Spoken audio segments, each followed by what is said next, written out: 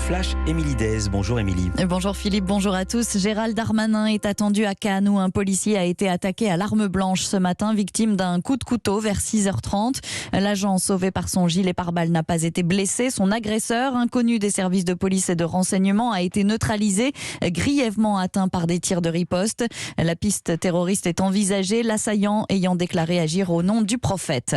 Au Népal, c'est bien les corps des 3 alpinistes français disparus depuis le 26 octobre dernier qui ont été retrouvés. C'est ce que viennent de confirmer les autorités locales. Les corps avaient été retrouvés dans la zone où se concentraient les recherches. J'ai été heurté par cette mesure d'extrême droite. Les bras m'en sont tombés. Déclaration d'Olivier Faure ce matin sur Europe 1.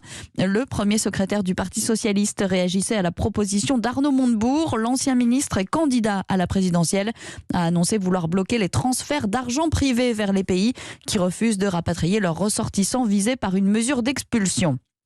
Marquer sa différence sans compromettre l'unité des Républicains. C'est la mission des 5 candidats à l'investiture de la droite qui vont tenir leur premier débat télévisé ce soir. Ils seront départagés par les adhérents du parti le 4 décembre. La 3e dose de vaccin contre le Covid va-t-elle devenir obligatoire ? La question se pose à la veille de l'allocution d'Emmanuel Macron, d'autant que la reprise de l'épidémie se confirme avec plus de 7200 nouveaux cas recensés ces dernières 24 heures. Le chef de l'État devrait également aborder la reprise économique et le programme des mois à venir. Dernier jour de la conférence des évêques de France, 1 mois après la publication du rapport Sauvé sur la pédocriminalité dans l'Église. Des mesures concrètes vont être annoncées. Il sera notamment question de prévention et d'indemnisation. La COP26 entame sa 2e semaine de travaux à Glasgow. Une quarantaine de pays se sont notamment engagés à sortir du charbon dans les années à venir, mais pas l'Australie qui assure ce matin qu'elle continuera à vendre du charbon pendant des décennies. Le pays a d'ailleurs rejeté un accord visant à abandonner progressivement ce combustible afin de limiter le réchauffement climatique. Au moins 9 personnes sont mortes et 2 autres sont portées disparues dans les inondations qui frappent le Sri Lanka et le sud de l'Inde.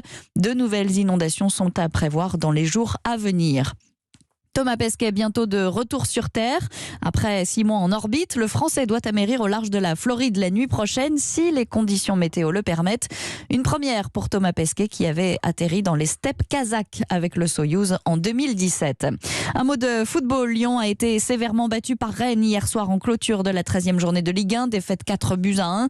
Lyon qui est 7e au classement avec 19 points.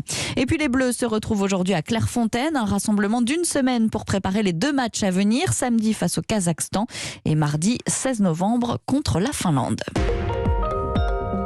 Europe 1, 10h03 sur Europe 1, la suite de Culture Média, c'est maintenant.